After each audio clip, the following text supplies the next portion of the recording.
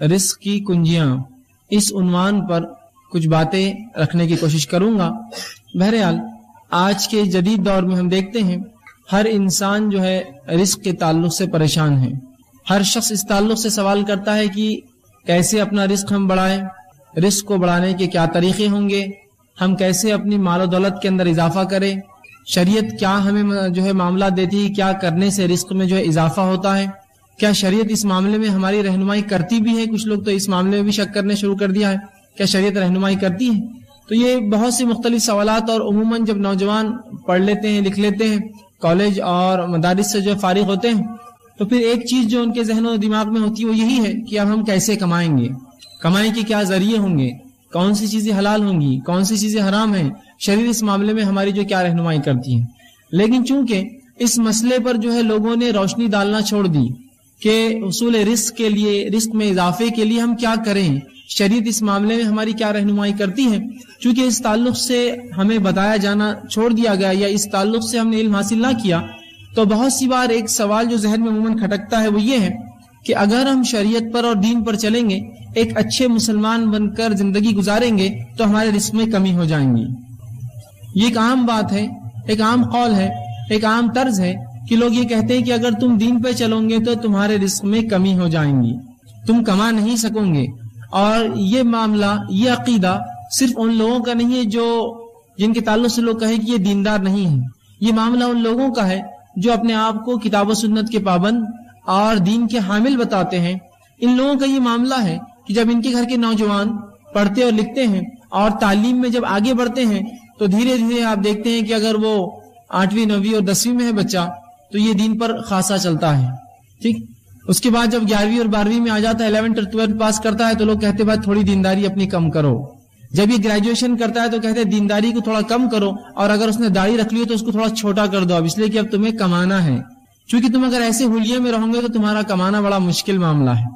پھر جو ہی وہ گریجویشن پاس ہو گیا، پوسٹ گریجویشن کرتا ہے تو کہتے ہیں کہ اب اگر تم مکمل طور سے اپنی دینداری کو دکھانا چھوڑ دو، نماز پڑھتے رہو، روزہ رکھتے رہو، لیکن یہ تم نے داڑھی رکھ رکھی ہے، تمہاری جو پتلون اور جو ہے پیجامہ ہوتا ہے ٹخنوں سے اونچا ہوتا ہے، اور تم حلال اور حرام کی تمیز کرتے ہو، یہ کمپنیوں میں جاب نہیں کروں گی بولتے ہو، اس میں نہیں کروں گی بولتے ہو، تو یہ سب تم تھوڑا کم کر دو، تبھی تمہیں رزق ملے گا۔ تو ہم دیکھتے ہیں کہ لوگوں نے ایک عقیدہ بنا لیا کہ اگر ہم دین پر چلیں گے تو ہم کما نہیں سکتے، یا دین پر چلیں گے تو رزق میں کمی آ جائیں گی۔ اسی لیے ہم دیکھتے ہیں کہ وہ نوجوان جس نے داڑیاں جمال رکھی ہو، اس نے کبھی کاٹی نہیں اپنی زندگی میں داڑھی، لیکن جو ہی وہ گریجویشن پوسٹ گریجویشن ہوتا ہے اور اپنی زندگی کے اس مرحلے میں قدم رکھتا ہے جب وہ رزق کمائے، تو تب ہم دیکھتے ہیں اس کی دینداری کا پیمانہ کم ہوتا جاتا ہے، ٹھیک۔ کہ اگر اس نے داڑھی رکھی ہو تو داڑھی آپ دیکھیں گے چھوٹی ہونا شروع ہو جاتی ہے، اگر اس کا پیجامہ اور جو پتلون اونچی ہوتی ہے تو وہ نیچے آنا شروع ہو جاتی ہے، جہاں وہ حلال اور حرام کی تمیز کرتا تھا اس تمیز کو دھیرے دھیرے مٹانا اور مسخ کرنا چالو کر دیتا ہے، اس لیے کہ اسے لگتا ہے کہ میرے دین اور شریعت نے اس مسئلے میں میری رہنمائی نہیں کی ہے، اگر یہ کروں گا تبھی میرا معاملہ درست ہونے والا ہے۔ سبحان اللہ، ایک عجیب عقیدہ ہم نے بنا لیا، اور کچھ لوگوں نے ایسا تصور دیا مسلمانوں کو کہ دیکھو اسلام نے دنیا کے معاملے میں تمہاری کوئی رہنمائی نہیں کی ہے، ہاں نماز کے مسائل تم پوچھ لو، زکوٰۃ کی باتیں ہم سے پوچھ لو، حج کے معاملات پوچھ لو، عمرے کا معاملہ پوچھ لو، اچھے اور برے کا معاملہ پوچھو، تقوی کے تعلق سے پوچھ لو، ایمانیات کیا ہے پوچھ لو، یہ سب ہم بتا سکتے ہیں، ذکر و اذکار کا معاملہ، لیکن رزق کے معاملے میں شریعت ہمیں جو ہے اس کی رہنمائی نہیں کرتی۔ شریعت جو کچھ کہتی ہے یہ ہے کہ دنیا چھوڑ کر مکمل طور سے جنگلوں میں جا کر گفاؤں میں اپنی زندگی گزارو، اور یہ عقیدہ دیا جاتا ہے کہ بھائی اس معاملے میں تو کوئی رہنمائی ہمارے پاس موجود نہیں ہے، لہٰذا اب جو دنیا کے جو طریقے کمانے کے تم اس میں لگے رہو۔ کیا واقعی میں ایسا لگتا ہے کہ دین اور شریعت جس کے تعلق سے یہ ہمارا اور آپ کا عقیدہ ہے کہ اس نے تمام شعبوں میں ہماری رہنمائی کی، کیا اس اہم شعبے میں ہماری رہنمائی نہیں کرتا ہوگا؟ اتنا اہم شعبہ کہ کیسے ایک مومن حلال رزق کمائے اور رزق میں اضافہ کیسے کرے، اس کی کنجیاں، اس کی مفتاح اور اس کے حصول کیا ہوں گے کہ کیسے اپنے رزق کو بڑھائے، کیا شریعت اس معاملے میں جو ہماری رہنمائی نہیں کرتی ہوں گی؟ انس بن مالک رضی اللہ عنہ فرماتے ہیں، بخاری کی روایت ہے کہ اللہ کے رسول صلی اللہ علیہ وسلم جس دعا کو سب سے زیادہ کرتے وہ دعا یہ تھی، ربنا آتنا فی الدنیا حسنۃ وفی الآخرۃ حسنۃ وقنا عذاب النار، اے اللہ میرے لیے میری دنیا کو بہتر بنا اور میری آخرت کو بہتر بنا اور مجھے آنکھ کے عذاب سے بچا۔ رسول اکرم صلی اللہ علیہ وسلم کی کثرت سے یہ دعا تھی، آپ صلی اللہ علیہ وسلم یہ دعا کثرت سے کرتے، اس لیے کہ اس میں دنیا اور آخرت دونوں شامل ہو گئی، اور یہ بات میں پہلے بتا چکا ہوں، شریعت اسلامیہ دین اور دنیا میں فرق نہیں کرتی ہے۔ جس نے یہ کہا کہ شریعت نے دین اور دنیا میں فرق کیا، اس نے غلط کہا، اس نے شریعت کا صحیح جو ہے اس کی سمجھ نہیں پائی آج تک، اس لیے کہ شریعت جس چیز میں فرق کرتی ہے وہ دنیا اور آخرت میں فرق کرتی ہے۔ اگر میں یہ کہوں کہ میں اسلام پر چل رہا ہوں تو ظاہر سی بات ہے میں دنیا میں ہی اسلام پر چلوں گا، مرنے کے بعد کوئی اسلام نہیں ہے اور آخرت میں کوئی اسلام نہیں، کوئی نماز روزہ زکوٰۃ حج کچھ عمل نہیں ہے، جو کچھ ہے دنیا میں ہے، تو دنیا میں رہتے ہوئے مجھے یہ کام کرنا ہے۔ تو لوگ کہتے نہیں دنیا کے تعلق سے تو شریعت نے کوئی رہنمائی نہیں کی، ہاں دین میں جو تم بہرحال کر سکتے ہو شریعت نے رہنمائی کر دی، مسائل ہے فلاں اور یہ چیز پہ عمل کر لو۔ اور پھر ایک نوجوان اپنے آپ میں پریشان ہونا شروع ہو جاتا ہے، کیا واقعی میں شریعت نے ایسا ہی کیا ہے؟ اور پھر وہ کیا کرتا ہے، دنیا کے معاملات میں شریعت کو چھوڑ دیتا ہے اور یہ سمجھتا ہے کہ جب جو فرائض کا معاملہ ہے، روزے نماز زکوٰۃ حج، اس حد تک شریعت سے پوچھو، اور اس کے علاوہ جو معاملات ہے کمانا روزی اور اس طرح کی چیزیں، یہ بھائی میرا اپنا مسئلہ ہے، تو میں اس معاملے میں خود اپنی راہ اور راستہ طے کر لوں گا کہ مجھے کیا کرنا ہے۔ اور پھر جو بے راہ روی ہوتی ہے اور جو طریقے اپنائے جاتے ہیں، اور ایک نوجوان جس کی تربیت نیک اور صالح معاشرے میں ہوئی ہے، نمازی تھا، روزے رکھتا تھا اور ہر چیز کرتا، ذکر و اذکار کا تھا، اور لباس میں سنت کو اختیار کر رکھی تھی، چہرہ اس کا جو اس معاملے سے جو ہے وہ تھا، اور اس کے بعد آپ دیکھتے ہیں دھیرے دھیرے دھیرے دھیرے دھیرے مکمل طور سے ہر چیز کو چھوڑ کر پھر ایسا ہو جاتا ہے، کبھی اس کو پہچاننے میں ہمیں مسئلہ ہوتا ہے، کیا تم وہی ہو جو کالج لائف میں تھے؟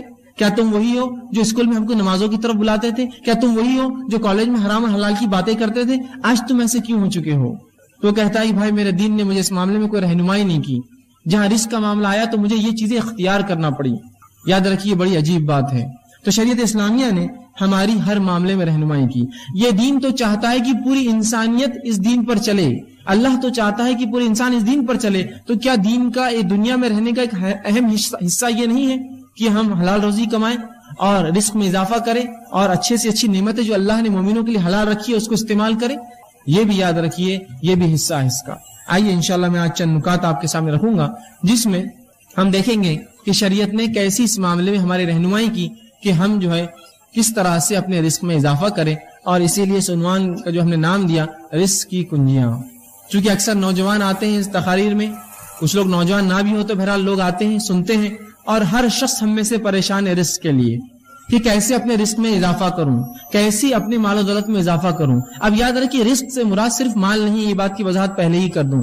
رزق سے مراد مال بھی ہو سکتا ہے، رزق سے مراد اچھی صحت بھی ہو سکتی ہے، رزق سے مراد اولاد بھی ہو سکتی ہے، رزق سے مراد ہر وہ نعمت جو اللہ نے دی ہے دنیا میں وہ تمام ہو سکتی ہے۔ وہ اس کے اندر جو ہے مال ایک بڑا حصہ رکھتا ہے، لیکن صرف رزق یہ نہیں ہے، ورنہ آپ سمجھیں گے رزق سے مراد صرف جو میں مال کی بارے میں بات کروں، رزق سے مراد ہر وہ دنیا کی نعمت ہے جو انسان حاصل کر سکتا ہے۔ تو آئیے ہم دیکھتے ہیں شریعت اسلامیہ نے اس معاملے میں کیا رہنمائی کی ہے۔ ٹھیک، اب اللہ کے رسول صلی اللہ علیہ وسلم کی زندگی ہمارے اور آپ کے لیے نمونہ ہے، آئیڈیل ہے۔ شریعت اسلامیہ نے مانگنے کو پسند نہیں کیا، گدا گری، بھیک منگی اور ہاتھ پھیلانے کو پسند نہیں کیا۔ اللہ کے رسول فرماتے ہیں ید العلیٰ خیر من ید السفلیٰ، اوپر والا ہاتھ نیچے والے ہاتھ سے افضل اور بہتر ہے۔ اسی طرح اللہ کے رسول صلی اللہ علیہ وسلم کے پاس ایک شخص آیا اور کہا اللہ کے رسول میں جو ہے بڑا پریشان ہوں، آپ میری کچھ مدد فرمائیے، کچھ مال و دولت دیجیے۔ اللہ کے رسول صلی اللہ علیہ وسلم نے کہا کہ یہ درست نہیں ہے، کیا تیرے پاس کچھ ہے؟ تو کہا ہاں اللہ کے رسول میرے پاس کچھ چیز گھر میں ہے۔ تو کہا اسے لے آ۔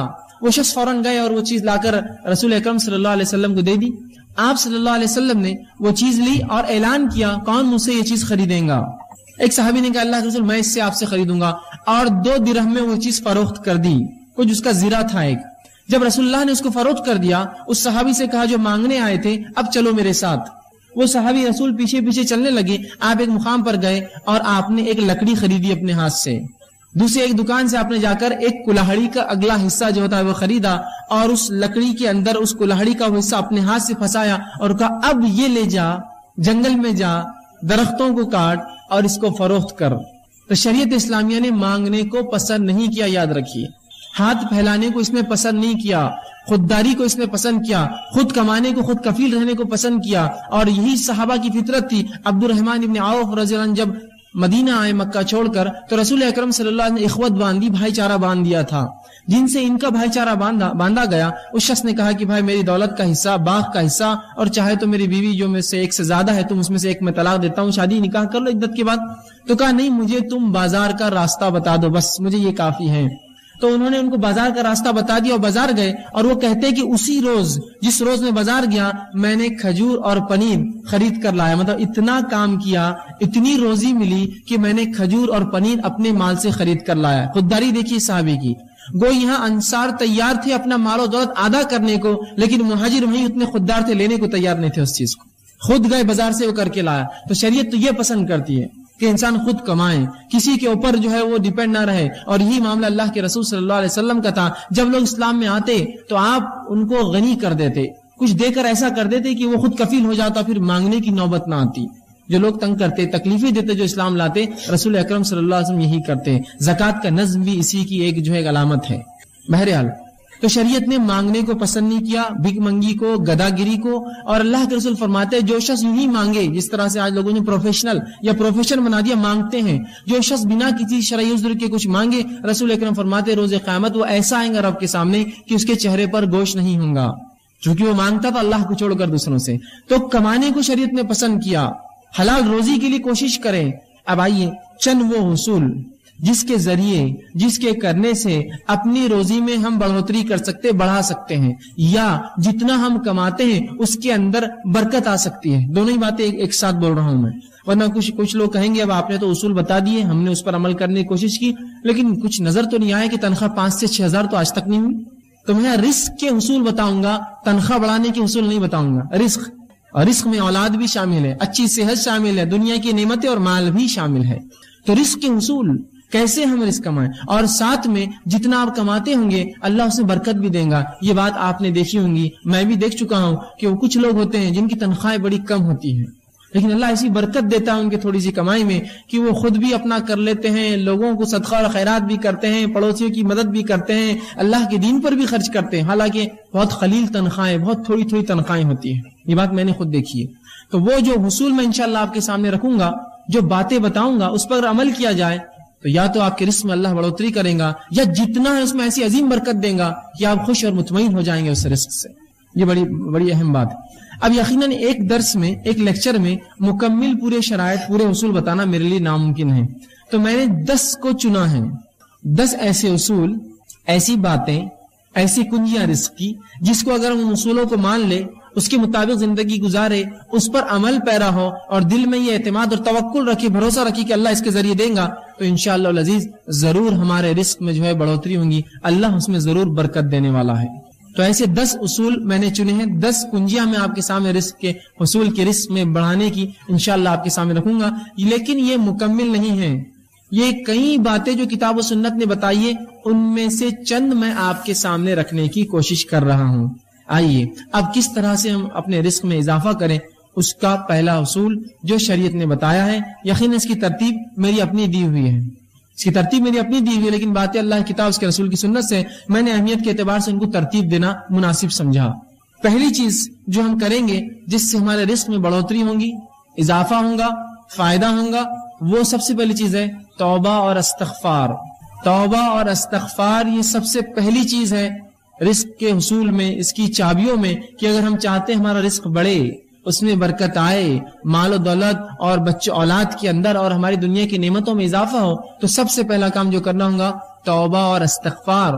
اب آئیے توبہ اور استغفار بولتے کس کو ہے، وہ اگر جان لے تو زیادہ فائدہ ہوگا، ورنہ استغفر اللہ استغفر اللہ استغفر اللہ تو ہم کہہ رہے ہیں صبح اور شام، استغفر اللہ من کل ذنب واتوب الیہ، استغفر اللہ من کل ذنب واتوب، ہم بار بار پڑھ رہے ہیں، اس کا معنی کیا ہے، یہ اگر جان لیں گے تو انشاءاللہ زیادہ فائدہ ہوگا۔ ورنہ ہم لوگوں کو دیکھتے ہیں استغفر اللہ کے ورد سے ان کی زبانیں تھکتی نہیں ہیں، لیکن ان کے اعمال سے اور ان کے معاملات سے کچھ بھی ایسا نہیں دکھتا کہ یہ استغفر اللہ واقع میں کرتے ہوں گے یا اس کا کچھ فائدہ ہی نہیں ہوا ہوگا۔ ہم لوگ یہ سمجھتے ہیں شریعت نے جو استغفر اللہ کہنے کا حکم دیا کہ اس کے پڑھنے سے گناہ معاف ہوتے ہیں، تو ہم کو لگا کہ یہ استغفار اس لیے پڑھا جائے کہ گناہ کرو، اس لیے تو معاف ہوتے ہیں، تو ہم گناہ کرتے ہیں اور پھر استغفار پڑھتے ہیں۔ استغفار تو اس لیے جو گناہ ہو جائے اس کی معافی ملتی ہے، تو ہم سمجھتے نہیں کرنے کے لیے پڑھنا ہے ہم کو، کہ اب جو ہو گئے کرو اور پڑھو اور کرو اور پڑھو، جو ہو جائے اس کے لیے ہے۔ اور استغفار صرف الفاظ نہیں ہے، اس سے انسان کے معاملات بھی چھلکے کہ واقعی میں یہ توبہ کر چکا ہے، توبہ کرتا ہے، اس سے اس کے اعمال میں لگے کہ واقعی میں اس نے اپنی زندگی کی روش بدل دی، استغفار کرتا ہے۔ توبہ، استغفار جس کو کہتے ہیں یہ توبہ اس کا معنی ہوتا ہے۔ تو توبہ اور استغفار صرف الفاظ نہیں، یاد رکھیے، علامہ جو ہے راغب اصفہانی اور امام نووی رحمہ اللہ توبہ کے لیے چند شرائط لکھتے ہیں. توبہ کے لیے وہ لوگ کہتے ہیں کہ 4 شرائط ہے. ان شرائط کو جب پورا کیا جائے گا تب استغفار ہوا، تب اصل توبہ ہوئی. آئیے پہلی شرط وہ لکھتے ہیں وہ یہ ہے کہ گناہوں کو ان کی برائی کی وجہ سے انسان چھوڑے. گناہوں کو ان کی برائی کی وجہ سے انسان چھوڑے. اس لیے گناہ نہ چھوڑے کہ اب بچیاں بڑی ہوگی، شادی کا مسئلہ آئیں گا، اگر باپ گناہ گار رہیں گا تو بچوں کو نکاح کے پیغام نہیں آئیں گے. نہیں، اس لیے نہ چھوڑے. گناہوں کو ان کی برائی کی وجہ سے انسان چھوڑے، اس سے استغفار اور اس سے توبہ کرے. یہ نہیں کہ اب تو مجبوری ہے کہ اب مجھے گناہ چھوڑنا ہے، تو گناہوں کو ان کی برائی کی وجہ سے ترک کرے. اور پہلی شرط اپنی غلطی پر نادم ہو. گناہوں کو چھوڑنے کا ارادہ کیا، ان کی برائی کی وجہ سے اپنے گناہوں پر نادم ہوا کہ مجھ سے یہ گناہ ہوا.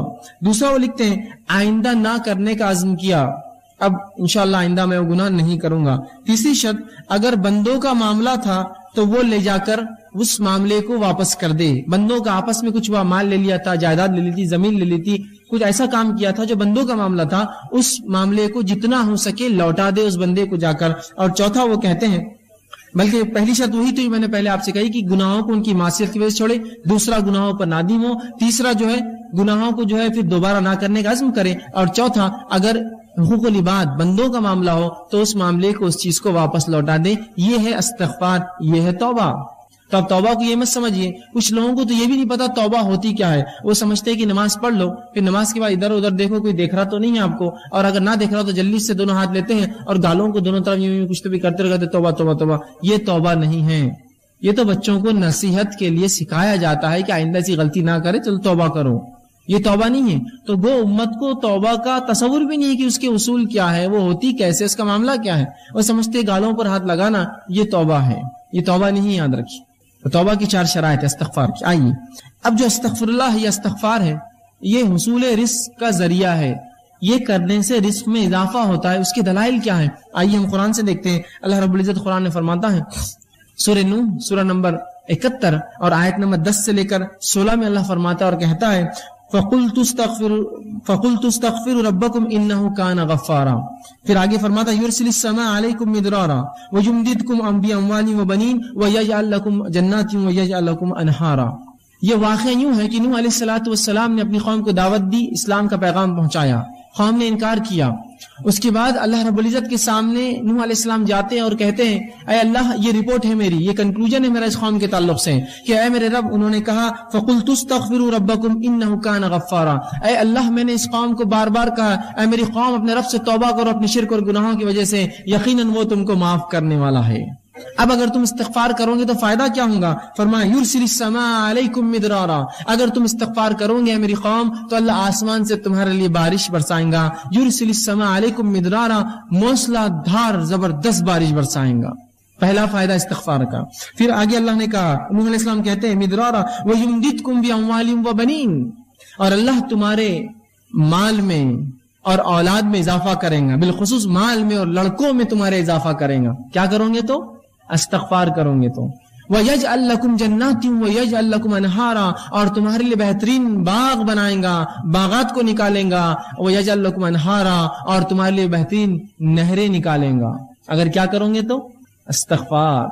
اے میری قوم اگر تم یہ کر لو تو آسمان سے بارش پاؤں گے، مال میں اضافہ پاؤں گے، اولاد اور لڑکوں میں اضافہ پاؤں گے، اور تمہیں بہترین باغ اللہ دے گا، اچھی نعمتیں دے گا، اور جو ہے تمہارے لیے جو ہے نہریں نکالیں گا ان باغوں میں. استغفار کی دیکھیے نوح علیہ السلام نے اپنی قوم کو کیا فائدے بتائے. یہاں کا پورے رزق میں جو چیزیں آتی ہے، بارش کا برسنا ایک بنیادی اصول ہے رزق کے لیے. آج بھی اگر انسان ٹیکنالوجی میں اور کسی بھی چیز میں جتنی ہی آگے بڑھ چکی ہو، لیکن آج بھی آسمان کی طرف نگاہ سب کی ہوتی ہے. اگر بارش نہ برسے اور آپ کہیں گے کہ بھائی مجھے کیا فرق پڑتا ہے، میں تھوڑی کاشتکار ہوں، آپ کاشتکار نہ بھی ہو تو جب آپ بازار سبزی خریدنے جائیں گے تو آپ کہیں گے واقعی میں بارش نہ ہونے کا نقصان ہے. تو رزق بڑھاتا ہے اللہ رب العزت انسانیت کے لیے، توبہ اگر قوم کرے تو. یہاں اللہ رب العزت دیکھیے کہ فرما رہا ہے کہ اگر توبہ کرو تو بارش برسائیں گا، اور اس کے بعد فرمایا کہ وہ تم کو مال میں اور اولاد میں اضافہ دیں گا. تو اگر اصول رزق، اگر ہم مال میں بڑھوتری چاہتے ہیں، اولاد میں اضافہ چاہتے ہیں، استغفار کریں. حسن بصری رحمہ اللہ یہ کبار تابعین میں سے ہے. ان کے پاس ایک شخص ہے اور کہا ہے حسن ہمارے علاقے میں قحط سالی ہے، میں کیا کروں؟ تو کہا استغفار کر، توبہ کر. دوسرا ایک شخص آیا کہا اے حسن مجھے رزق میں تنگی ہے، مال میں تنگی ہے، کیا کروں؟ تو کہا جا استغفار کر. چوتھا تیسرا شخص کہا اے حسن میرے باغ سوکھ چکے ہیں, میں کیا کروں اس کے لیے, حل بتاؤ شرعی, استغفار کر. ایک شخص اور کہا کہ مجھے اولاد نہیں ہے, مجھے اولاد نہیں ہے, لڑکے نہیں, کیا کروں, تو کہا جا استغفار کر. تو ان کے شاگردوں نے پوچھا اے استاد, اے حسن بصری, تم نے 4 لوگ آئے, 4 سوال کیا, اولاد نہیں, کسی نے کہا قحط کا کہا, کسی نے کہا باغ میں میرے جو ہے سوکھا پڑ چکا ہے, اور کسی نے مال کے تعلق سے کہا, تم نے سب کو ایک ہی جواب دیا, استغفار کرو استغفار کرو استغفار کرو. تو کہا میں نے کوئی بات اپنے دل سے تھوڑی کہی ہے, اور فوراً انہوں نے قرآن کی آیت کو تلاوت کی, قلت استغفروا ربکم انہ کان غفارا یرسل السماء علیکم مدرارا, کہ تم اے میری قوم تم اللہ سے توبہ کرو, استغفار کرو, اور تم پر موسلادھار بارش دیں گا. تو اگر ہم بارش چاہتے ہیں استغفار کریں, ہم مال چاہتے ہیں استغفار کریں, اولاد چاہتے ہیں استغفار کرے جو بے اولاد ہے, اور اگر جنت یا اس کا باغ سوکھ رہا ہے, اگر اسے مال نہیں آتا جبکہ آس پاس آتا ہے, استغفار کرے. تو یہاں حصول رزق کے لیے, رزق میں بڑھوتری کے لیے, اولاد میں بڑھوتری کے لیے, بارش کے ہونے کے لیے, اپنے باغ اور اپنی تجارت میں فائدے کے لیے استغفار اصول بتایا گیا ہے. توبہ کرو اپنے رب سے, توبہ کی چاروں شرائط کے ساتھ. نہیں تو میں استغفر اللہ استغفر اللہ استغفر اللہ تو کر رہا ہوں, لیکن انہی استغفر اللہ کے دوران میں گناہ کرتا ہوں. استغفر اللہ کی تسبیح چل رہی, کسی کا فون آیا, جھوٹ بول دیا. کہاں آپ نے توبہ کی اپنے رب سے؟ استغفر اللہ تو میں پڑھ رہا ہوں, لوگوں کو دھوکہ دے رہا ہوں. کہاں آپ نے استغفر اللہ کیا, آپ نے معنی ہی نہیں سمجھا آپ نے اس کا. تو صحیح معنوں میں اگر استغفر اللہ ہم کریں گے تو اس کا فائدہ انشاءاللہ عزیز ہمیں زبردست ہوگا. مال میں اضافہ, اولاد میں اضافہ, کھیتی باڑی میں ہمارے اضافہ, تجارت میں اضافہ, بہت اس کے فائدے اللہ بارش دیں گا. آئیے اللہ کے رسول صلی اللہ علیہ وسلم فرماتے ہیں, مسند احمد اور ابو داؤد کی روایت ہے, عبداللہ ابن عباس رضی اللہ عنہ اس حدیث کے راوی, اور وہ کہتے ہیں اللہ کے رسول صلی اللہ علیہ وسلم فرمایا, تم جس نے کثرت سے اپنے گناہوں کی توبہ کی, جس نے کثرت سے استغفار کیا, اے اللہ مجھ سے گناہ ہو رہے مجھے معاف کر, کثرت سے. اور اللہ کے رسول دن میں سے 70 سے زائد مرتبہ توبہ اور استغفار کرتے. ایک روایت میں 100 سے زائد مرتبہ. نبی اکرم صلی اللہ علیہ وسلم گناہ نہیں کرتے تھے, یہ قوم کو تعلیم تھی کہ جب تمہارا نبی معصوم ہونے کے بعد اتنا استغفار کرتا ہے تم اس سے زیادہ کرو. تو توبہ اور استغفار کر دیا اللہ کے رسول. تو کہا کہ جو کثرت سے اللہ سے اپنے گناہوں کی توبہ کرے, استغفار کرے, پہلا فائدہ اللہ اس کو ہر غم سے نجات دیں گا. اللہ اس کو ہر غم سے, کس کو آج غم نہیں اور پریشانی نہیں, غم اور پریشانی سے نجات چاہیے, استغفار کرے. دوسرا فرماتے ہیں ہر مشکل سے باہر نکال دیں گا اسے. توبہ کے فائدے تو دیکھیے آپ, ہم تو رزق کے اصول دیکھ رہے ہیں لیکن فائدے دیکھیے, غم سے نکال دیں گا, مشکلات کو دور کر دیں گا اور اس کو باہر نکال دیں گا. تیسرا فرمایا وہاں سے رزق دیں گا جہاں سے سوچا بھی نہیں ہوگا, اس کے گمان بھی نہیں ہوگا مجھے رزق ملے گا, اور رب اس کو وہاں سے رزق اٹھا کر دے دیں گا. کس وجہ سے؟ توبہ کرے کثرت سے اپنے گناہوں کے لیے, ان کے شرائط کے ساتھ. تو وہاں سے اللہ رزق دیں گا اس شخص کو جہاں سے اس نے گمان بھی نہ کیا. کون؟ جو کثرت سے استغفار کرے, توبہ کرے اپنے گناہوں کے تعلق سے. یہ تھا پہلا اصول, پہلی شرط. آئیے دوسرا اصول کیا ہوگا. دوسری چیز جو کتاب و سنت میں ہم پاتے ہیں جس کے تعلق سے بکثرت روایتیں آتی ہیں, جس کے کرنے سے رزق میں اضافہ ہوتا ہے, اللہ کا تقوی. اب جو میں آگے بڑھتا جاؤں گا, آپ یہ مت سوچئے یار یہ تو اپنے سے ہونے والا نہیں ہے, یہ تو ہونے والا نہیں ہے, اس سے ہٹ کر کچھ بتاؤ. ایسی آدمی کی مثال تو وہ ہے کہ اس کو ایک مرض اور بیماری ہے, بیماری کا علاج ڈاکٹر دیتا ہے, وہ کہتا ہے یہ دوا تو مجھ سے نہیں کھا جائیں, کچھ اور بتاؤ. تو وہ کہے جاؤ پھر مر جاؤ, اس کے علاوہ کوئی حل نہیں تمہارے لیے. شریعت جو حل دے رہی وہ یہ ہے. اب آپ بولیں گے میرے کو تقویٰ نہیں جمے گا, میرے سے استغفار تو ہونے والا ہے نہیں, تو پھر یاد رکھیے آپ اپنے ہاتھوں سے اپنی جان لے رہے, تو میں اس معاملے میں کیا کروں, کہاں سے ہم اللہ ہے. ٹھیک ہے, تو یہ بات بڑی اہم ہے, آپ اس کو پکڑ لے. شریعت کے پاس حل ہے, اگر آپ نہ لینا چاہیں یہ آپ کی مرضی ہے, شریعت نے حل دے دیا. اب آپ ان کو چھوڑ کر 1000 جگہ سر پٹکیے, یاد رکھیے واپس لوٹ کر یہیں آنا پڑے گا آپ کو. اصول یہی ہے. نہیں میں کیا کروں گا, فلاں کر لوں گا, بینک سے کر لوں گا, یہاں آپ کچھ کر لیجئے. اگر یہ نہ کیا آپ سب کچھ کر لیجئے, اس کے بعد آ کر یہی ٹکنا پڑے گا اور پچھتا کر سر نیچے رکھ کر یہی سوچنا پڑے گا اب میں کیا کروں, میرے رب نے میرے لیے کیا احکامات دیے. تو اگر یہ ہم اپنی زندگیوں میں لا لے تو بڑا فائدہ ہوگا. استغفار کو مشکل چیز نہیں, یاد رکھیے. اس کے لیے کوئی آپ کو گھر بار چھوڑ کر رات میں 3 بجے 2 بجے اٹھ کر نہیں جانا ہے. چلتے پھرتے اٹھتے بیٹھتے اللہ گناہ ہو گیا, بس اب توبہ, میں اب نہیں کرنے کو, استغفر اللہ مجھ سے گناہ ہو گیا, میں نہیں کروں گا. اللہ کم از کم کچھ نہ ہو سکے تو نمازوں کے بعد فرض 3 مرتبہ رسول اللہ زور اللہ اکبر ایک بار کہتے اور کہتے استغفر اللہ استغفر اللہ, اتنا تو کہہ سکتے ہیں. 15 بار تو یہی ہو جائیں گا 5 نمازوں کے بعد. رسول اللہ 70 یا ایک روایت میں 100 سے زیادہ بار یہ پڑھتے تھے. کوشش کیجیے. دوسرا اصول تقوی اختیار کریں. اب تقوی کیا ہے؟ تقوی اللہ کا ڈر ہے. تقوی کیا ہے؟ تقوی اللہ کا پاس و لحاظ ہے. پاس و لحاظ سمجھتے ہیں آپ؟ اگر ایک بوڑھا انسان آپ کے سامنے آ کر کھڑا ہو جائے اور آپ کرسی پہ بیٹھے ہیں تو آپ اس کا پاس و لحاظ کرتے ہیں, خود اٹھ جاتے ہیں, جناب آپ بیٹھ جائیں. اس کو کہتے ہیں تقوی, پاس و لحاظ رکھنا. اللہ کا ڈر، اللہ کا پاس و لحاظ، ٹھیک، تو تقوی اختیار کرے۔ تقوی کے معنی کے تعلق سے کئی باتیں آتی، امام نووی رحمہ اللہ لکھتے ہیں تقوی کے تعلق سے کہتے ہیں اللہ تعالیٰ کے احکامات پر عمل کرنا، جن باتوں سے اس نے روکا ان باتوں سے رک جانا، اور ہر وہ کام جس سے اللہ کی ناراضگی یا عذاب آتا ہے ان سے بچنا، یہ تقوی ہے۔ تقوی کیا ہے؟ ہر وہ کام جو اللہ نے حکم دیا اس کا کرنا، ہر وہ کام جس سے روکا اس سے رکنا، اور اس کے علاوہ جن تمام کاموں کے کرنے سے اللہ کی ناراضگی ملتی ہے، عذاب ملتا ہے، ان کاموں سے رکنا، اس کو تقوی کہتے ہیں عربی میں۔ تو ہم اب جو اللہ نے کہا وہ کرے، جس سے روکا اس سے رکے، اور ہم ہر وہ کام جس سے عذاب ملتا ہے اس سے اجتناب کرے، یہ تقوی ہے۔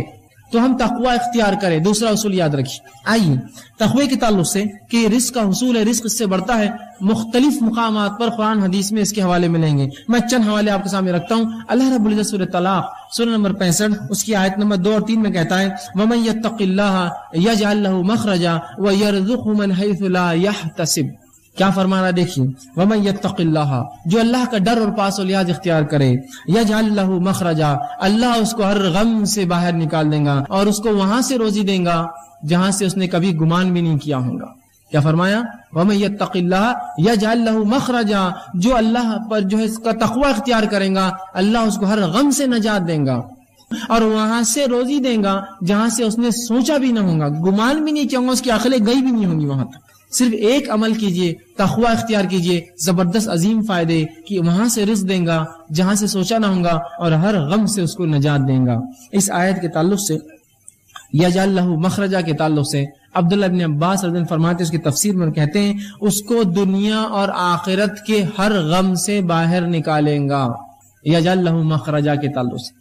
اور اسی آیت کے جملے کی تفسیر میں عبداللہ ابن مسعود رضی اللہ عنہ فرماتے ہیں اور کہتے ہیں ان اکبر آیات من قرآن فرجا، غموں کو، مصیبتوں کو اور پریشانیوں کو دور کرنے والی قرآن کی سب سے عظیم آیت ہے۔ جو شخص اللہ کا تقوی ڈر اختیار کرے، اللہ کیا کرتا ہے اس کے لیے؟ یجعل لہ مخرجا، ہر غم سے نکلنا، ہر مشکل سے نکلنا آسان کرتا ہے اور وہاں سے روزی دیتا ہے جہاں سے اس نے گمان بھی نہیں کیا تھا۔ تقوی اختیار کیجیے، اللہ کا عظیم فائدے اس دنیا میں اٹھائیے، عظیم فائدے، ہر غم سے نجات اور رزق میں اضافہ۔ اسی طرح اللہ رب العزت قرآن میں سورہ اعراف سورہ نمبر 7 آیت نمبر 92 میں فرماتا کہتا ہے وَلَوْ أَنَّ أَهْلَ الْقُرَىٰ آمَنُوا وَاتَّقُوا لَفَتَحْنَا عَلَيْهِمْ بَرَكَاتٌ مِّنَ السَّمَاءِ وَالْأَرْضِ، کہ اگر یہ بستی والے ایمان لائے، ولو ان اہل القرى آمنوا، اگر اس بستی والے ایمان لائے، واتقوا، اور اللہ کا ڈر اختیار کرے، لفتحنا علیہم برکات من السماء والارض، تو ہم ان کے لیے آسمان اور زمین کے برکت کے دروازے کھول دیں گے۔ کس کے لیے؟ جو ایمان لائے اور اللہ کا ڈر اختیار کرے، اللہ آسمان اور زمین کے دروازے اس کے لیے رزق کے کھول دیں گا، برکت کے دروازے کھل جائیں گے اس کے لیے جو اللہ کا تقوی اور ڈر اختیار کرے۔ دیکھیے کیسا عظیم فائدہ ہے اللہ کا ڈر اور تقوی اختیار کرنے کہ اللہ آسمان و زمین کے برکت کے دروازے کھول دیتا ہے۔ آج دیکھیے کبھی بارش تو ہوتی ہے، کھیتی فصل تو آتی ہے، پیسہ بھی کبھی ہاتھ لگتا ہے، برکت کہاں ہے اس کے اندر؟ ایک زمانہ تھا، آپ نے بھی سنا ہوگا، میں نے بھی سنا ہے کہ لوگوں کی تنخواہیں 100-200 روپے، 40 اور 50 روپے ہوا کرتی، لیکن حالات یہ تھے ایک ایک انسان 10-10, 20 اور 25-25 لوگوں کو پالتا تھا اپنے گھر میں، اتنی برکت تھی اس روپے میں۔ آج ہم ہزاروں اور لاکھوں کما کے بھی 2 اولاد کو پالنا ہمارے لیے مشکل ہے۔ یہ تو برکت چھین گئی زمین و آسمان ہم جو دیتی تھی، ہم جو فائدے تھے، اس لیے کہ ہم نے ایمان لا کر اللہ کا ڈر دل میں رکھا، صرف ایمان نام کو لایا مسلمان ہے۔ اگر ڈر رکھتے تو اللہ آسمان و زمین کی برکت کے دروازے اس بستی والوں پر، ایمان والوں پر کھول دیتا۔ اور یہ توحید کی برکت ہے، یاد رکھیے۔ اور جس قوم نے توحید کو اپنایا، اللہ نے اس کے لیے زمین و آسمان کے دروازے برکت کے کھول دیے۔ اس کے نمونے آپ دیکھ سکتے ہیں ان قوموں کے تعلق سے جو قومیں کسی زمانے تک پستی میں رہی اور اس کے بعد اللہ رب العزت کو ڈر اختیار کیا اور توحید پر آئی، اللہ رب العزت نے زمینوں کے نیچے سے خزانے ان کے لیے کھول دیے۔ جب انہوں نے اللہ کا ڈر اور تقوی اختیار کیا اور توحید پر اڑ گئے تو اللہ نے ایسی جگہ سے روزی دی جہاں سے گمان بھی نہ کی ہوں گی۔ کس نے گمان کیا تھا؟ ان علاقوں کو جن کو بنجر زمین اور چٹیل ریگستان مانا جاتا تھا کہ اس کی زمین کے نیچے سے سونا اگلیں گی وہ زمینیں اور پیٹرول کی شکل میں مادے نکل رہے ہیں۔ آج دنیا اس کا فائدہ اٹھا رہے، وہ ممالک اس کا فائدہ اٹھا رہے۔ کبھی کیا گمان میں کیا ہوگا ان ممالک نے کہ زمین کے نیچے اللہ نے ان کے لیے ایسے رزق رکھے؟ تو توحید کی برکت ہے، یاد رکھیے۔ جو قوم توحید پر آ جائیں گی اللہ آسمان و زمین کے دروازے کھول دیں گا، وہاں کھول دیے ان کے لیے۔ یہ فائدہ ہوتا ہے بستی والوں کو کہ اگر وہ ایمان لائے جیسا حق ہے، تقوی اختیار کرے اللہ کا، تو ایسی جگہ سے رزق دیتا ہے گمان نہ کیا ہوں گا، اور آسمان زمین کی برکت کے دروازے ان کے لیے کھول دیتا ہے. تو یہ بڑی اہم چیز ہے، یاد رکھیے، اللہ کا ڈر اور تقوی اختیار کریں. اسی طرح عبداللہ ابن عباس رضی اللہ عنہ فرماتے ہیں اور کہتے ہیں اس آیت کے تعلق سے اس کی تفسیر میں کہتے ہیں لَوَسَّعْنَا عَلَيْهِمُ الْخَيْرَ وَيَسَّرْنَاهُ لَهُم مِّن كُلِّ جَانِبٍ، کہ اس آیت کے تحت جو بات سمجھ میں آتی وہ یہ ہے کہ ہم ان کے لیے خیر کو عام کر دیتے ہیں. زمین آسمان اور زمین کی جو برکت کے دروازے کھول دیے جاتے ہیں، اس کا معنی وہ کہتے ہیں عبداللہ ابن عباس رضی اللہ عنہ کہ اس کا معنی یہ ہے کہ اللہ ان کے لیے جو ہے ہر جانب خیر عام کر دیتا ہے اور اس کو حاصل کرنا ان کے لیے آسان کر دیتا ہے. خیر کو اللہ عام کر دیتا ہے ایسی قوم کے لیے، اور حاصل کرنا اس سے زیادہ اس کو آسان کر دیتا ہے. کبھی خیر تو عام ہوتا ہے لیکن حاصل نہیں کر پاتے ہم اس سے، تو خیر کو عام کرتا ہے اللہ اور اس کو حاصل کرنا آسان کرتا ہے. تو دیکھیے اللہ کا ڈر اختیار کرنے کا فائدہ کیا ہے، زمین و آسمان کی برکتیں اور ساتھ میں ایسی جگہ سے روزی اور رزق جہاں سے گمان نہ کیا. آئیے اسی طرح جو ہے تیسرا اصول تقوی کے بعد جو تیسری چیز اپنی زندگی میں ہم لائیں گے جس سے ہم کو یہ فائدہ ہوگا کہ ہم رزق کی کنجا حصول رزق کے لیے جو رزق میں بڑھوتری زیادہ کرنے کے لیے جو ہم کریں گے وہ یہ ہے اللہ تعالیٰ پر توکل، بھروسہ، اعتماد. آج مسلمان کو جب بھی رزق کی تنگی آتی ہے، رزق کی کمی ہوتی ہے، چاہے اولاد کی شکل میں، باغات یا مال تجارت میں گھاٹے کی شکل میں، یا اسی طرح جو ہے اور بھی قسم کی کوئی تکلیف آتی ہے، وہ سب سے پہلے غیر اللہ کے پاس بھاگتا ہے اللہ پر توکل چھوڑ کر، اور ان سے مانگتا ہے کہ مجھے دو. کہاں سے ملیں گے پھر آپ کو رزق میں اضافہ؟ اللہ سے آپ مانگے، اس پہ کامل توکل اور بھروسہ کریں.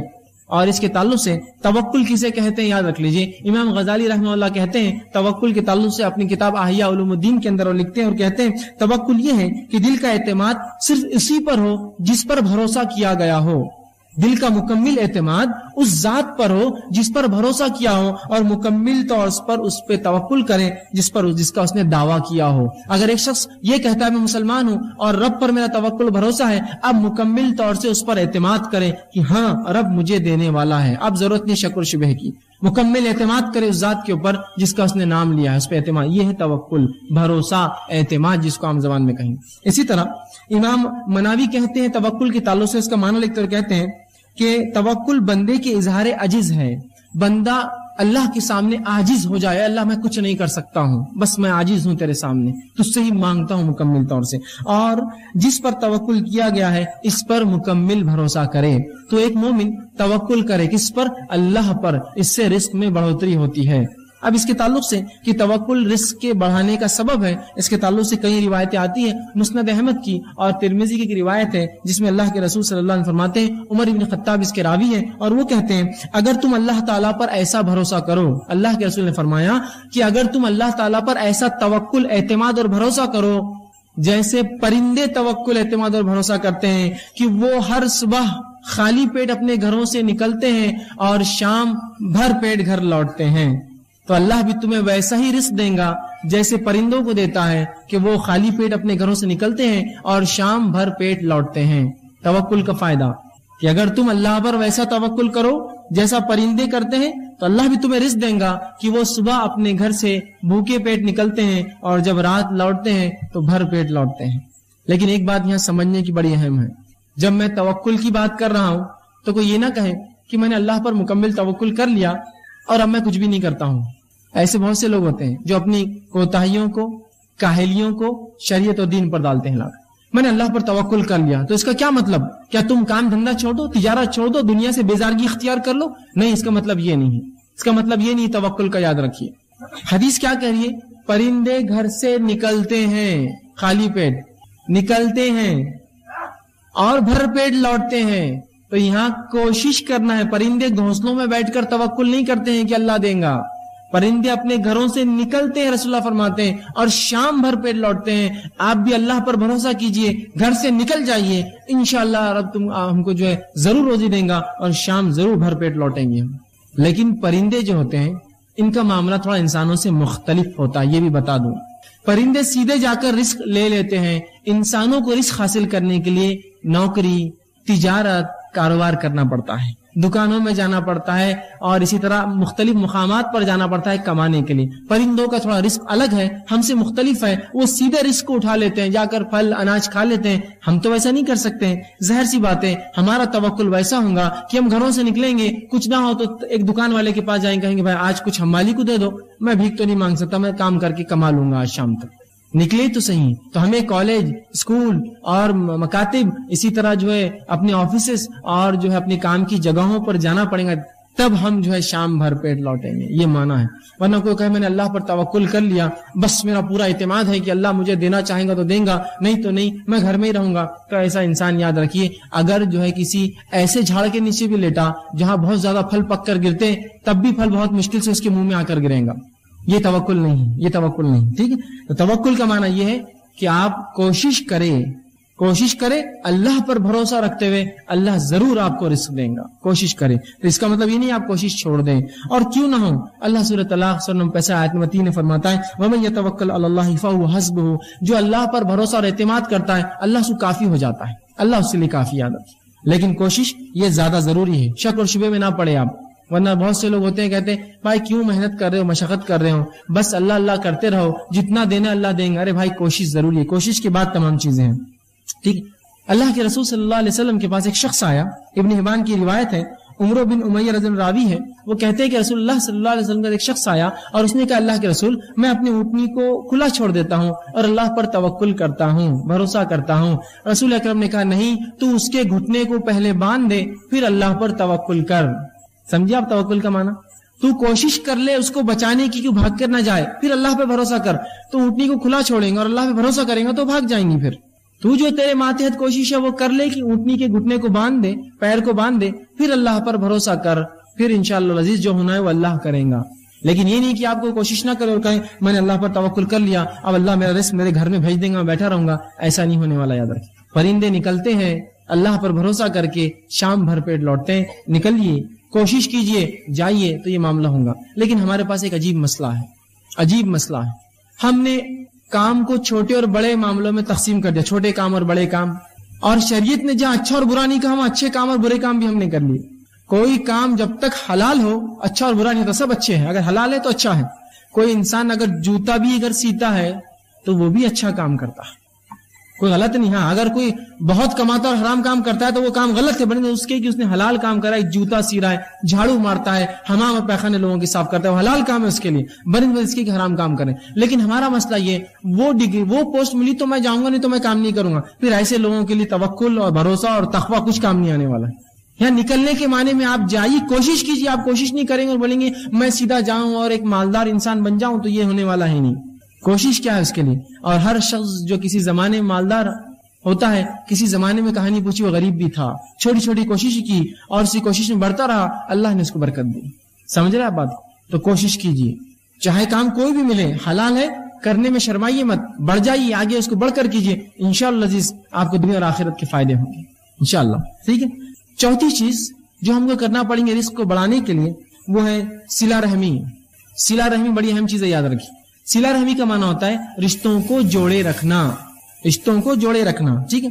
حافظ ابن حجر اسقلانی رحمہ اللہ وہ لکھتے ہیں اس کے تعلق صلہ رحمی کے تعلق سے، اور کہتے ہیں کہ صلہ رحمی سے مراد رشتہ داری ہے، اور رشتہ دار سے مراد وہ لوگ ہیں جن میں باہمی نسبتی تعلق ہو، چاہے پیدائش سے تعلق بنا ہو، چاہے نکاح سے تعلق بنا ہو، نسبتی اس سے تعلق ہو، چاہے پھر وہ وارث ہو یا نہ ہو، محرم ہو یا نہ ہو، وہ اس کا رشتہ ہے. مثال کے طور پر کچھ لوگ وارث ہوتے ہیں رشتہ دار، مثال کے طور بیٹے اور بیٹیاں یہ وارث ہے اور ساتھ میں محرم بھی. لیکن کچھ لوگ غیر محرم بھی ہوتے ہیں جو آپ کے رشتہ دار ہوتے ہیں، آپ کی جو ہے چچیری بہنیں اور پھپھیری بہنیں اور خلیری بہنیں، وہ آپ کی محرم نہیں ہے لیکن رشتہ دار ہے. تو یہ تمام رشتے جو انسان پیدائش سے لاتا ہے اور تمام رشتے جو اس کے نکاح کی بات بنتے ہیں، یہ ہے اس کے رشتہ دار. اور ان سے صلہ رحمی کرنا، رشتوں کو جوڑے رکھنا، خام و خواہ کے نہیں توڑنا. لیکن آج ہم دیکھتے ہیں لوگ خطا رحمی کرتے ہیں، رشتوں کو توڑ دیتے ہیں آسانی سے. بھائی چچا ہے بات نہیں کرتا، یہ ہے بات نہیں کرتا، ان کے پاس جاتا نہیں، ان سے ملتا نہیں، ان کے پاس کھاتا نہیں. رشتے مت توڑیے خام و خواہ کے. صلہ رحمی کے آئیے فائدے سن لیجیے. اللہ کے رسول صلی اللہ علیہ وسلم فرماتے ہیں، اب جو ہے بخاری کی روایت ہے، ابو ہریرہ رضی اللہ عنہ اس حدیث کے راوی کہتے ہیں آپ صلی اللہ علیہ وسلم فرمایا جو شخص اپنے رزق میں کشادگی چاہتا ہے اور اپنی عمر میں اضافہ چاہتا ہے وہ صلہ رحمی کرے. جو شخص اپنے رزق میں کشادگی، روزی میں بڑھوتری چاہتا ہے اور عمر میں برکت اور اضافہ چاہتا ہے وہ صلہ رحمی کرے، رشتوں کو باقی رکھے، خام و خواہ رشتے نہ توڑے. آئیے دوسری روایت انس بن مالک رضی اللہ عنہ فرماتے ہیں، بخاری کی روایت ہے، فرماتے رسول نے کہا جو شخص یہ چاہتا ہے کہ اس کے رزق میں وسعت ہو، کشادگی ہو اور عمر میں بڑھوتری اللہ بڑھائے تو وہ صلہ رحمی کرے، رشتوں کو باقی رکھے، خام و خواہ رشتے نہ توڑے. اسی طرح مسند احمد اور ترمذی کی ایک روایت ہے جس میں اللہ کے رسول صلی اللہ علیہ وسلم فرماتے ہیں، ابو ہریرہ رضی اللہ عنہ اس حدیث کے بھی راوی ہیں، وہ کہتے ہیں اللہ کے رسول نے فرمایا اپنے خرابت داروں کے تعلق سے معلومات حاصل کیا کرو، اپنے رشتہ داروں کے بارے میں معلومات لیا کرو، اس لیے کیا فرماتے ہیں تاکہ تم صلہ رحمی کر سکو، تاکہ ان سے رشتے باقی رکھ سکو۔ بلا شبہ بغیر شک کے صلہ رحمی سے خاندان میں محبت، صلہ رحمی کرنے سے خاندان میں محبت، مال میں کثرت اور عمر کے اندر اضافہ ہوتا ہے۔ صلہ رحمی کرنے سے خاندان میں محبت، مال میں کثرت اور کیا ہوتا ہے؟ عمر میں اضافہ ہوتا ہے۔ تو ہمیں بھی چاہیے ہم صلہ رحمی کریں۔ اسی طرح طبرانی کی ایک روایت ہے جس میں آپ صلی اللہ علیہ وسلم فرماتے ہیں اور صلہ رحمی کا ایک ایسا عظیم فائدہ بتاتے ہیں، حضرت علی رضی اللہ عنہ حدیث کے راوی وہ کہتے ہیں جو شخص اس بات کو پسند کرے کہ اس کی عمر میں اضافہ ہو اور اس کے رزق میں وسعت ہو اور اس سے بری موت سے اللہ بچا لے اور دور کر دے، وہ صلہ رحمی کرے۔ جو شخص یہ چاہتا ہو کہ اس کے مال کی کثرت و مال بڑھے، عمر میں اضافہ ہو اور بری موت سے اللہ اس کو بچا لے، وہ صلہ رحمی کرے، رشتوں کو جوڑے رکھے۔ آئیے صلہ رحمی کا ایک اور فائدہ دیکھیے، عظیم فائدہ۔ رسول اللہ فرماتے، ابن حبان کی روایت ہے، ابو بکر رضی اللہ عنہ حدیث کے راوی ہیں، وہ کہتے ہیں اللہ کے رسول نے فرمایا تمام نیکیوں میں سب سے زیادہ جس نیکی کا جلدی بدلہ مل جاتا ہے وہ صلہ رحمی ہے۔ تمام نیکیوں میں سب سے جلدی جس نیکی کا بدلہ ملتا ہے وہ صلہ رحمی ہے، اور پھر فرماتے ہیں جس کا ثواب حاصل ہوتا ہے صلہ رحمی سے ملتا ہے، یہاں تک کہ جب کسی برے خاندان کے لوگ، نیک نہیں ہے برے لوگ، برے خاندان کے لوگ اپنے رشتہ داروں سے صلہ رحمی کرتے ہیں تو اللہ تعالیٰ ان کے مالوں کو بڑھا دیتا ہے۔ کیا فرما رہے ہیں؟ سب سے جلدی بدلہ اگر کسی عمل کا دنیا میں ملتا ہے تو وہ صلہ رحمی ہے۔ حتیٰ کہ کوئی خاندان ہے جو نافرمان ہے اپنے رب کا لیکن لوگوں کے رشتے، اپنے رشتوں کو باقی رکھتا ہے، تو اللہ اس کو دنیا میں یہ بدلہ دیتا ہے کہ اس کے مال کو بڑھا دیتا ہے۔ حالانکہ لوگ گنہگار ہیں لیکن بدلہ کیا مل رہا ہے دنیاوی صلہ رحمی کا؟ کہ مال کو بڑھا دیتا ہے، ان کی اولاد کی تعداد بڑھا دیتا ہے، مال میں اضافہ کرتا ہے، اولاد میں اضافہ ہوتا ہے، اور کسی بھی صلہ رحمی کرنے والے کا خاندان محتاج نہیں رہ سکتا، چاہے گناہگار کیوں نہ ہو۔ صلہ رحمی کرتا ہے تو انشاءاللہ العزیز محتاج کبھی نہیں ہوگا۔ آج کے دور میں ہم سمجھتے ہیں خطا رحمی کرنے سے محتاجی دور ہوگی، ہے نا؟ ارے یار رشتے رکھیں گے تو مانگنے آ جائیں گے، رشتے دار مانگیں گے، پیچھے یہ کریں گے، رشتے توڑیں گے تو نہیں، رشتے جوڑیے، اضافہ ہوگا رزق میں، اولاد میں اضافہ ہوگا، اور سب سے جلدی بدلہ اگر کسی نیکی میں ملتا ہے تو وہ صلہ رحمی یاد رکھیے، تو صلہ رحمی میں آگے بڑھیے، رشتوں کو جوڑیے۔ پانچواں اصول جس پہ ہم عمل کرنے کی کوشش کریں گے جس سے رزق میں اضافہ ہوتا ہے وہ یہ ہے اللہ تعالیٰ کی راہ میں خرچ کرنا۔ اللہ تعالیٰ کی راہ میں خرچ کرنا، اللہ نے جو مال دیا ہے۔ اب دیکھیے ایک بات، جب بھی خرچ کرنے کی بات آتی ہے تو لوگ مالداروں کی طرف دیکھتے ہیں، بھائی تمہارے لیے بات ہے، ہمارے لیے تو نہیں۔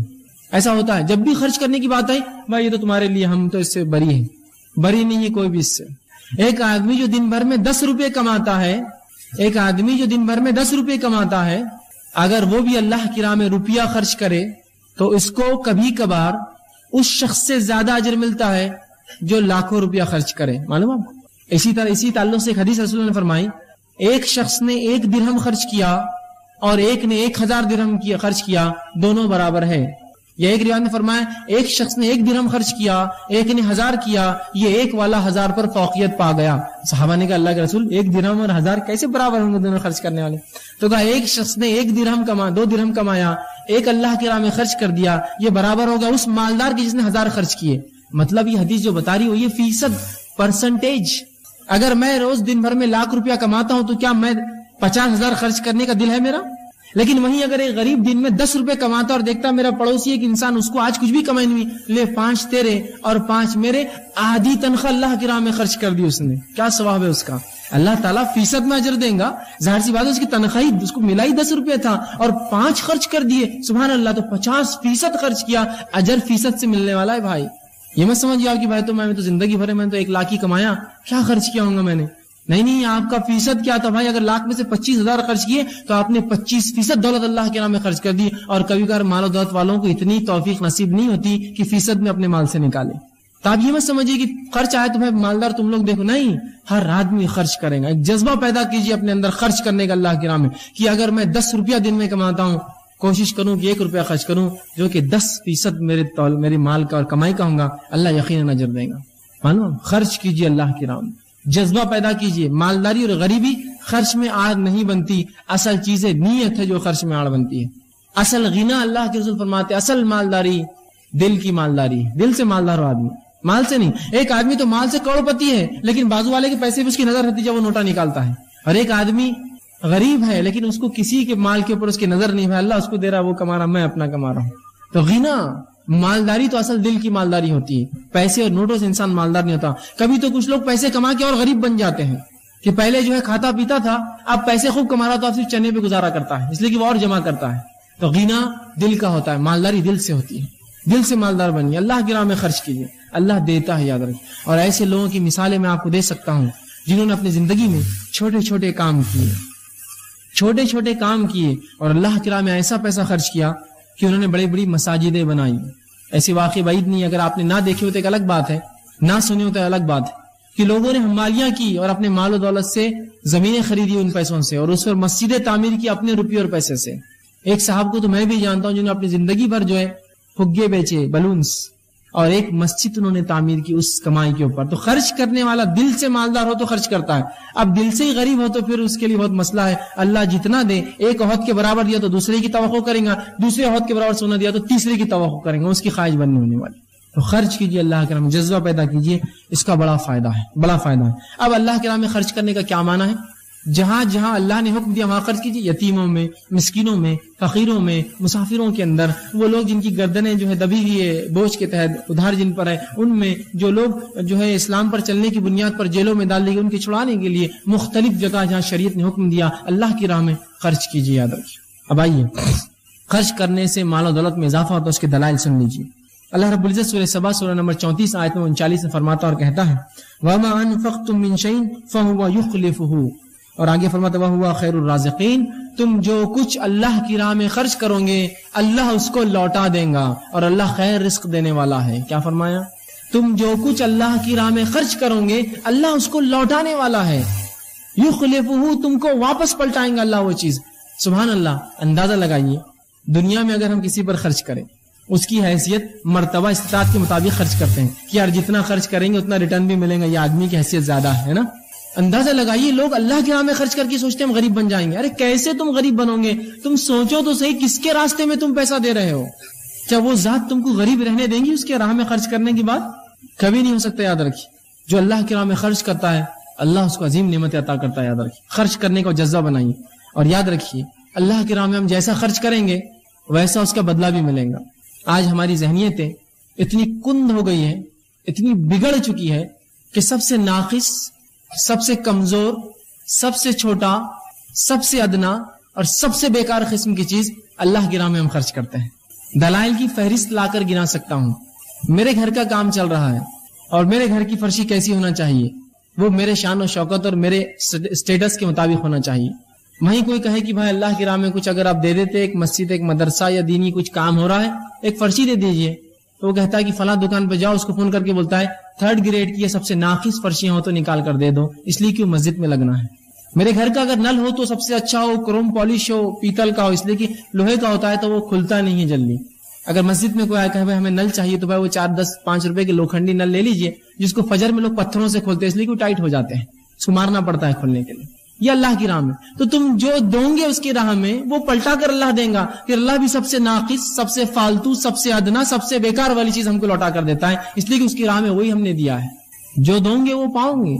ایک آدمی ہے جو مال و دولت میں اچھا امیر آدمی ہے، اس کے اگر وہ آپ کے گھر آیا تو آپ کیسا خرچ کرتے ہیں اس پہ؟ ارے یار اس کی حیثیت بہت ہے، کل اس کے گھر جائیں گے تو اپنے کو ملے گا، کرو خرچ.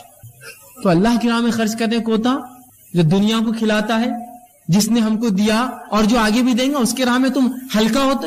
اور جیب میں جب ہاتھ ڈالتے ہیں، جب اللہ کی راہ میں خرچ کرنے کا معاملہ آیا تو اگر موٹا سکہ آتا ہے تو اس کو چھوڑ کر پتلا ڈھونڈتے ہیں اس کے اندر سے کہ تو یہ موٹا 5 کا ہو گیا ہوں گے، اس کو چھوڑ دو نیچے، لیکن اس سے پتلا اور اس سے چھوٹا اگر کوئی مل جائے تو وہ اللہ کی راہ کے لیے. لیکن وہیں ہزاروں روپیے یا 1000 کی نوٹ جو سب سے بڑی نوٹ ہے آج ہمارے علاقے کے اندر، یہ نوٹ بھی چھوٹی لگتی ہے جب دوستوں کے ساتھ ہوٹلوں میں جاتے ہیں اور بازاروں میں گھومتے ہیں. 1000 روپیے دوستوں کے لیے کیا میں خرچ کر پاؤں گا؟ یہ تو شرمندگی کی بات ہے، صرف 1000 روپے اور میرے 5 دوست میرے ساتھ گھوم رہے ہیں. اور وہی اللہ کی راہ میں سب سے ناقص.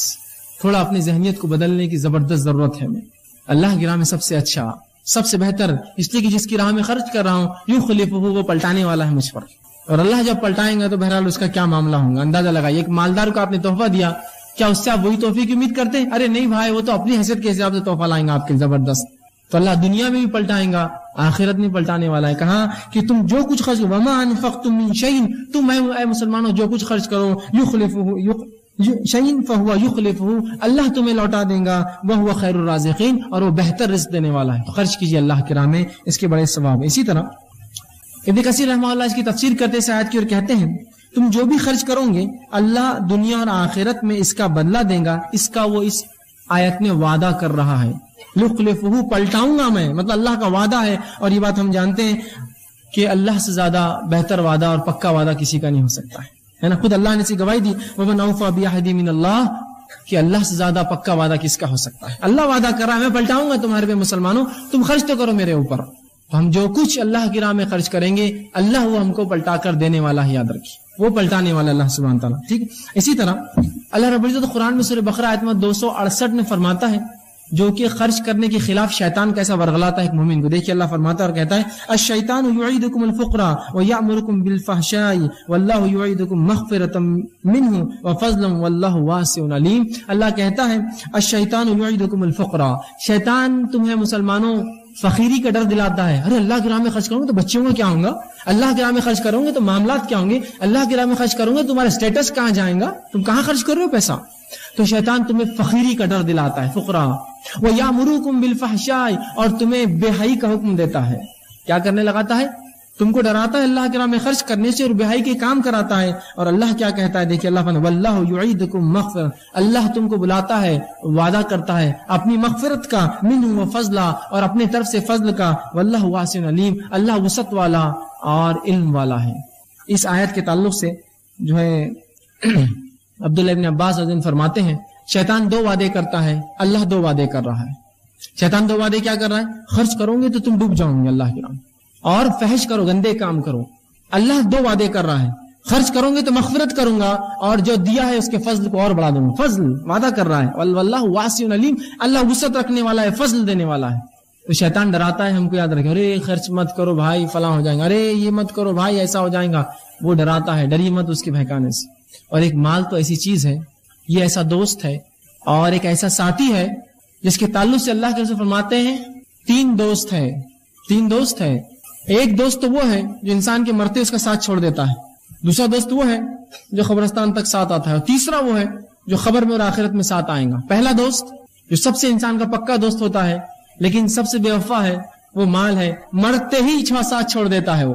کیا آپ نے کبھی دیکھا کسی کی موت ہوئی اور اس کی تجوری, اس کے غلے, اس کے بینک بیلنس, اس کے جو ہے شیئرز اور اس کے سرٹیفکیٹس لے کے دفنائے گئے اس کے ساتھ کہ تیرے ساتھ نہیں ہوتا ہے. حتیٰ کہ اگر کوئی انسان مر جائے اور ہاتھ میں کوئی اس کے چاندی کی کوئی انگوٹھی رہ جائے جس کو نہلا رہے اور پھنس جائے تو لوگ کاٹ کر نکالتے ہوئے 80-90 روپے کی انگوٹھی بھی نہیں چھوڑتے ہیں. ایسا بے وفا ہے. اگر خبر کے اندر کوئی مٹی ڈال رہا اور جیب میں سے کوئی سکہ گر جائے تو بولتا رک جاؤ, پیسہ نہیں. اتنا بے وفا ساتھی ہے, اور اس سے سب سے زیادہ محبت انسان کرتا ہے, سب سے زیادہ اس کے لیے حرام خوری, رشتوں کو توڑتا ہے, لوگوں کو اذیت دیتا ہے, مالوں کو لوٹتا ہے, بیجا وہ کرتا ہے, سب کرتا ہے. یہ ساتھی مرتے ہی آپ کا ساتھ چھوڑتا ہے, بولتا بس میرا معاملہ ختم ہوا. دوسرے ساتھی رشتہ دار جو صرف قبرستان تک دفنانے آتے ہیں, کوئی اپنے ماں باپ کے ساتھ خود دفن نہیں ہوتا, کوئی بیوی بچوں کے ساتھ خود نہیں جاتا. اور تیسرا وہ ساتھی ہے جو ہمارا سب سے کمزور ساتھی ہے, جس کو ہم سب سے ناقص دوست سمجھتے ہیں, جس کو ہم دوستی رکھنا بھی نہیں چاہتے. وہ اعمال ہے جو خبر میں بھی آئیں گے, جو آخرت میں بھی کام آنے والے. یہ سب سے پکا دوست بنائیے اعمال کو, اللہ کے راہ میں خرچ کیجیے. ٹھیک. اسی طرح ابو ہریرہ رضی اللہ عنہ فرماتے ہیں, مسلم کی روایت ہے, اللہ کے رسول صلی اللہ علیہ وسلم فرمایا, بڑی زبردست بات کہی, اور دیکھیے کیا فرمایا, یا ابن آدم انفق علیک, اے آدم کی اولاد, اے آدم کے بیٹو, مجھ پر خرچ کرو, میں تم پر خرچ کروں گا. انفق علیک, میں تم پر خرچ کروں گا, تم مجھ پر خرچ کرو. تم میری راہ میں دو, میں تمہیں دوں گا. اب اندازہ لگائیے, اللہ کہہ رہا ہے تم میری راہ میں دو, میں تمہیں دوں گا. اللہ تو دور, اگر دنیا میں کوئی ایک مالدار انسان جو امین ہے, جو امانت دار ہے, آپ کو پتا ہے اور دھوکہ نہیں دیتا, وہ اگر آپ سے کہے کہ جاؤ خرچ کرو میرے نام سے, میں تم کو دوں گا, آپ بولیں گے بھائی تمہارا وعدہ ہے تو پھر تمہیں سب کچھ لٹا دوں گا اللہ. تو یہ اللہ کہہ رہا ہے, اے آدم کی اولاد, حدیث قدسی ہے, تو میری راہ میں خرچ کر, میں تجھ پر خرچ کروں گا. اندازہ لگا جو اللہ خرچ کرنے کی بات کر رہا ہے, تو آپ ایک اورنگ آباد کے مالدار کی حیثیت دیکھیے, اگر وہ آپ سے کہے کہ میں تم پر خرچ کروں تو کیا سوچ رہے ہیں آپ, اگر مہاراشٹر کا سب سے مالدار انسان کرے میں تم پر خرچ کروں گا تو کیا سوچ رہے ہیں آپ اسے 200-400 روپے؟ نہیں بھائی، وہ تو بہت دیں گا. اور ہندوستان کا سب سے مالدار انسان کرے ارے میں تم پہ خرچ کروں گا، اور اگر دنیا کا سب سے مالدار انسان کہے کہ خرچ کروں گا تو کیا سوچ رہے ہیں؟ تو اندازہ لگائیے جو رب ہے دنیا کو پالنے والا، جو رزق دینا، وہ کہہ رہا ہے میں تم پر خرچ کروں گا. کیا امید کرتے ہیں اس سے؟ کیا امید کرتے ہیں اس سے ہم؟ تو اللہ کے راہ میں خرچ کیجیے، اللہ ہم پر خرچ کرے گا. زبردست آفر ہے اللہ کی طرف سے. ٹھیک، تو اللہ کے راہ میں خرچ کرنے کے بڑے فائدے ہیں. ایک حدیث بہرحال آتی ہے جس میں اللہ کے فرماتے ہیں ہر روز 2 فرشتے دنیا میں آتے ہیں. بخاری کی روایت ابو ہریرہ اس کے راوی ہے. اور ایک کہتے ہیں اللہ جو تیرے راہ میں خرچ کرے اس کے مال کو بڑھا، اور دوسرا کہتے ہیں اللہ جو خرچ نہ کرے اس کے مال کو گھٹا دے. تو اللہ کے راہ میں جو مال خرچ نہیں ہوتا وہ خود بخود گھٹ جاتا ہے. ٹھیک، اب اسی طرح چھٹا اصول ہم رزق کو بڑھانے کے لیے کیا کریں گے، وہی ہے کمزوروں کے ساتھ احسان کیجیے. کمزور کون ہو سکتا ہے؟ بوڑھے لوگ جو ضعیف ہیں. اور احسان صرف پیسوں سے نہیں ہوتا، یاد رکھیے. ہم سمجھیں تو احسان بولتے صرف پیسے نہیں. ایک مالدار انسان لیکن بوڑھا ہے، اس کی مدد کیجیے، اس پہ احسان ہے آپ کا. کمزوروں کے ساتھ احسان کیجیے. یتیم ہیں، بیوائیں ہیں، مسکین ہیں، بچے ہیں، ہے نا، مصیبت زدہ لوگ ہیں، آفت اور بلاؤں میں پھنسے ہوئے، جیسا زلزلے آ گئی، یہ کمزور لوگ ہیں. مدد کیجیے، ان پر احسان کیجیے، اس سے بھی رزق بڑھتا ہے. اللہ کے رسول فرماتے ہیں، بخاری کی روایت ہے، حضرت سعد رضی اللہ عنہ نے ایک بار یہ شک ہوا اور انہوں نے ایک بار کہا، ان کے ذہن میں خیال آیا جو کہ اللہ کے رسول صلی اللہ علیہ وسلم نے کہہ دیا اور کہا کہ اپنے کمزوروں پہ انہوں نے اپنی برتری کا اظہار کیا. رسول اللہ کے پاس ایک دن گئے اور کہا اے اللہ کے رسول، ہمارے کمزوروں پہ ہماری برتری ہے. جو کمزور لوگ ہیں، پریشان حال لوگ ہیں، جو معذور لوگ ہیں، جو بیوائیں، ان پہ اپنی فضیلت انہوں نے ظاہر کی کہ ہم ان سے بہتر ہیں اور اچھے ہیں. تو اللہ کے رسول نے فرمایا اور کہا، تو رسول اللہ نے ان کو جواب دیا، تمہاری مدد صرف تمہارے کمزوروں کی وجہ سے کی جاتی ہے اور انہی کی وجہ سے تمہیں رزق دیا جاتا ہے. اللہ تمہاری مدد تمہارے کمزوروں کی وجہ سے کرتا ہے. اپنی فضیلت مت جھاڑو ان پر. تم یہ سمجھ رہے ہو کہ اس لنگڑے کو، اس یتیم کو تم پال رہے ہو، ارے اس کی وجہ سے تمہاری نصرت، تمہاری مدد اللہ کرتا ہے مشکلوں میں، اور اس کی وجہ سے تم رزق دیے جاتے ہو، رزق ملتا ہے. تو کمزوروں کے ساتھ احسان کیجیے. اور احسان ہمیشہ صرف مال سے نہیں ہوتا ہے، یاد رکھیے. احسان صرف مال سے نہیں ہوتا ہے. خندہ پیشانی سے ملنا، خوش حال سے ملنا، یہ بھی احسان ہے، یاد رکھیے. خوشی سے ملے، میرے بھائی آگے ہوئے، آئیے ماج، یہ ہے کمزور. اور واقعی میں ایک انسان جو کمزور ہے، مصیبت زدہ، پریشان ہے، آپ کی ایک ہنسی اس کے کئی غموں کو دور کر دیتی ہے. ایک ہنسی مسکرا کے مل لیا، میرے بھائی کیسا ہے. خندہ پیشانی سے ملنا، بوقت ضرورت مال خرچ کرنا، لوگ مصیبت میں تو مدد کرنا، یہ سب احسان ہے. یہ سب احسان ہے. صرف احسان یہ مت سمجھیے کہ پیسے دینا احسان ہے، نہیں، اور بھی چیزیں احسان ہیں. اور ان کے لیے دعائیں کرنا، یہ بھی احسان ہے، یاد رکھیے. دعائیں کرنا، خندہ پیشانی سے خوشی سے ملنا اور مدد کرنا، اور تعاون جب ضرورت پڑے کرنا، جب ضرورت پڑے اپنے وسیلے سے کوئی کام ان کا کروا دینا، یہ بھی احسان ہے. یہ بھی احسان.